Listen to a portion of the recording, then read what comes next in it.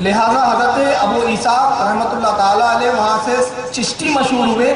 اب اس سلسلے میں جتنے بزرگان دین بعد میں آتے رہے سب اپنے آگے نام کی نسبت میں چشتی لگاتے رہے، یہ ہے چشتی ہونے کی نسبت۔ حضرت خواجہ ابو اسحاق شامی رحمۃ اللہ علیہ کے بعد ان کے خلیفہ اور ان کے مرید حضرت ابو احمد ابدالی رحمۃ اللہ تعالیٰ۔ اب یہ سب ایک ایک کے حالات میں بتاؤں گا تو کافی وقت لگ جائے گا، میں صرف 3 شخصیات کا ذکر کروں گا اور اس کے بعد میں خواجہ غریب نواز پر آ جاؤں گا۔ اگر ایک ایک شخصیت پر میں بات کروں تو مجھے لگتا ہے کہ ایک ایک بیان کرنے کی ضرورت پڑے گی، تو پھر یہ سلسلہ چشتیہ کے بزرگوں کے لیے ہمیں جیسے محرم میں ہم 10 روز تقریر کرتے ہیں اس کے لیے بھی شاید 10 دن لگ جائے، کیونکہ اس بارے میں اتنی معلومات ہے، کتابوں کے یہاں ذخیرے ہیں الحمدللہ۔ شیخ احمد ابدالی کے خلیفہ ہے حضرت ابو محمد ابدال، یہ سب اپنے وقت کے آفتاب و مہتاب ہیں ولایت، اور سب اپنے وقت کے وہ ہیں کہ جن کی تاریخ آپ پڑھیں تو ایک زرین باب ہے یہ تاریخ اسلام، ان کی خدمات، اور کل میں انشاءاللہ بتاؤں گا کہ سلسلہ چشتیہ کی ہندوستان میں کیا خدمات رہی ہے اور آج اس خدمات کا کتنا مذاق اڑایا جا رہا ہے، اور لوگ غریب نواز کی اس خدمات کے متعارف نہیں ہیں، کچھ لوگ، کچھ جماعتیں، کچھ فرقے، کل میں انشاءاللہ دکھاؤں گا آپ کو۔ حضرت شیخ ابو محمد ابدال کے خلیفہ آتے حضرت خواجہ نصر الدین چشتی رحمۃ اللہ تعالیٰ، اور پھر ان کے خلیفہ حضرت خواجہ مودود چشتی رحمۃ اللہ تعالیٰ علیہ۔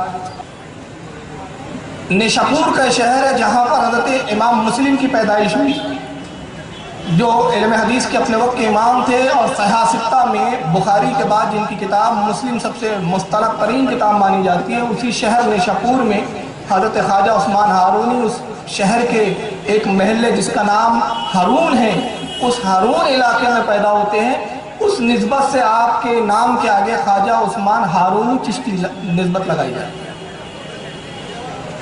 536 ہجری میں حضرت خواجہ عثمان ہارونی کی ولادت نیشاپور۔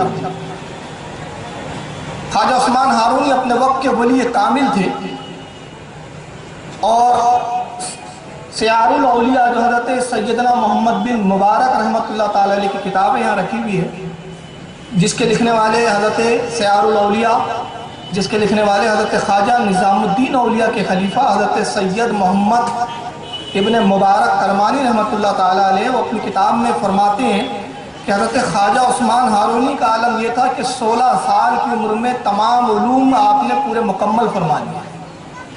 16 سال میں آپ اپنے وقت کے جلیل و قدر امام بن چکے تھے، جلیل و قدر عالم دین آپ ہو چکے تھے، فارغ التحصیل ہو چکے تھے۔ علم حدیث، علم فقہ، اصول حدیث اور اس وقت کے جتنے مروجہ علوم تھے سب حضرت خواجہ عثمان ہارونی نے 16 سال میں مکمل فرما لیے۔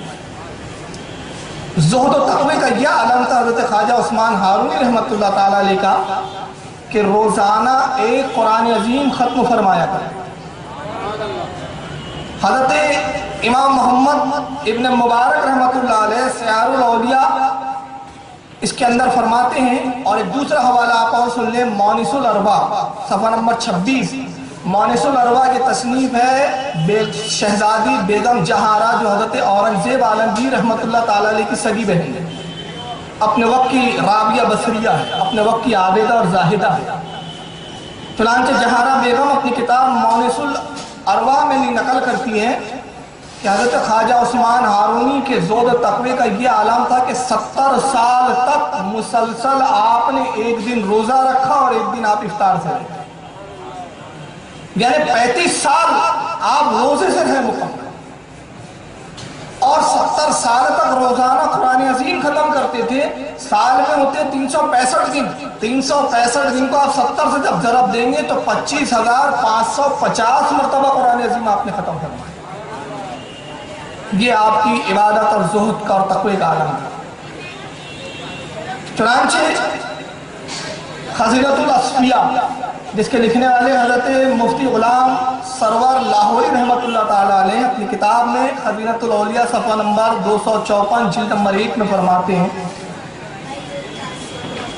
کہ 16 سال کی عمر میں حضرت خواجہ عثمان ہارونی رحمۃ اللہ تعالیٰ علیہ حضرت شیخ شریف زدنی رحمۃ اللہ علیہ کی خدمت میں جاتے ہیں۔ اور شیخ شریف زندگی رحمۃ اللہ علیہ حضرت خواجہ مسعود چشتی رحمۃ اللہ علیہ کے خلیفہ ہے۔ ابھی میں شیخ زندی رحمۃ اللہ علیہ کا تذکرہ چھوڑ رہا ہوں، وجہ یہ ہے کہ وقت بہت زیادہ ہو جائے گا اگر ایک بزرگ کا میں تذکرہ تفصیلاً کروں۔ غرض کے خواجہ عثمان ہارونی ان سے مرید ہوئے، حضرت حاجی شیخ شریف زندی رحمۃ اللہ تعالیٰ علیہ سے 16 سال کی عمر میں خلافت سے نوازے جاتے ہیں، اور اپنے پیر و مرشد کی خدمت میں رہنے کے بعد کچھ عرصہ گزارنے کے بعد مرشد کی اجازت سے بیعت و خلافت کا پروانہ لے کر آپ دنیا کی سیر و سیاحت کے لیے اور اسلام کی تبلیغ کے لیے نکلتے ہیں۔ خواجہ عثمان ہارونی کے ساتھ تقریباً 40 یا 45 مریدین کا جمگھٹا ہے، مختلف شہروں کے علاقوں میں جاتے ہیں اور اسلام کی تبلیغ فرماتے ہیں۔ چنانچہ ایک بستی میں آپ پہنچے، وہ دن وہ تھا جس دن خواجہ عثمان ہارونی رحمۃ اللہ علیہ روزہ رکھا کرتے تھے۔ افطار کا وقت ہوا، آپ نماز مغرب کے لیے ابھی تیاری فرما رہے ہیں تو اپنے مرید کو بلایا اور فرمایا کہ جاؤ افطار کے لیے کچھ کھانا تیار کرو، جب تک ہم وضو وغیرہ کر لیتے ہیں۔ چنانچہ نماز عصر ادا کی آپ نے، اور ادھر یہ مرید افطار کی تیاری کے لیے عصر کی نماز پڑھنے کے بعد کھانے کی تیاری میں مصروف ہوا۔ اب ضرورت پڑی آگ کی، آگ جلانا ہے، تو اس زمانے میں ماچس تو تھی نہیں کہ ماچس لیا اور جلایا اور آگ روشن ہو گئی۔ دو طریقے تھے کہ کہیں آگ روشن ہو رہی ہو، جل رہی ہو تو وہاں سے لکڑی لائیے پھر اپنی آگ روشن کیجیے، اور دوسرا یہ کہ دو پتھروں کو آپس میں ٹکرا کے، جس کو چکمک کہتے ہیں، اس پتھر کو ٹکرا کے آگ پیدا کی جاتی ہے۔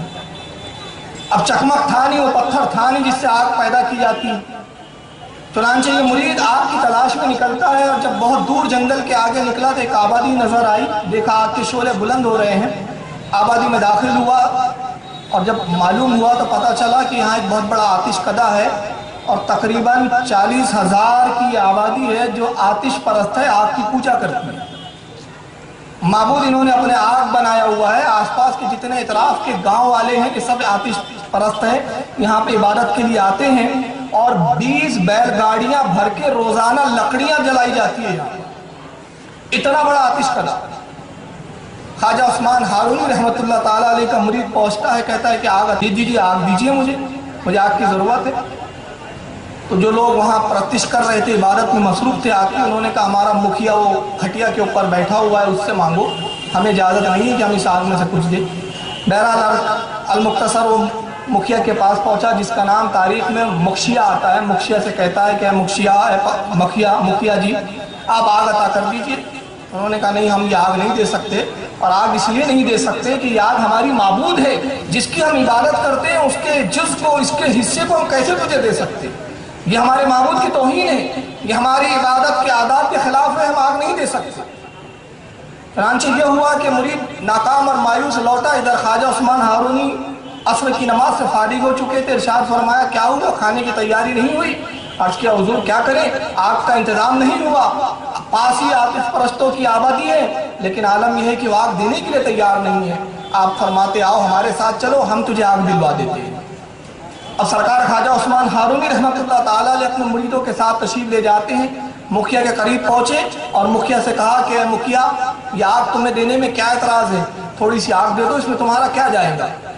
کہتا حضور ہم یقیناً آپ کو دے دیتے، ہمارا یہ عمل کسی تعصب کی بنا پر نہیں ہے بلکہ احترام کی بنا پر ہے، اور احترام ہم اپنی اس معبود کا کرتے ہیں، آگ کا کرتے ہیں، جس کی ہم عبادت کرتے ہیں۔ ہم اس کو دے نہیں سکتے، اس کا کوئی جز آپ کو عطا نہیں کر سکتے، یہ ہمارے معبود کی بے ادبی ہے۔ خواجہ عثمان ہارونی فرماتے ہیں تم اس کی عبادت کرتے ہو، اس کو پوجتے ہو، اس کو راضی کرنے کے لیے تیار ہو، تو کیا یہ آگ، یہ تمہارا معبود تم سے راضی ہے؟ کہاں کیوں نہیں راضی ہے، ہم برسوں سے اس کی عبادت کر رہے ہیں۔ تو خواجہ عثمان ہارونی فرماتے اگر راضی ہے تو پھر اس آگ میں اپنا ہاتھ ڈال کے بتاؤ، اور اگر تمہارا ہاتھ محفوظ رہا تو میں جان لوں گا اور مان لوں گا کہ واقعی تمہارا معبود تم سے راضی ہے، اور تم نے اتنے سالوں جو اس کی پوجا کی تو پھر تم نے کچھ کام کیا ہے۔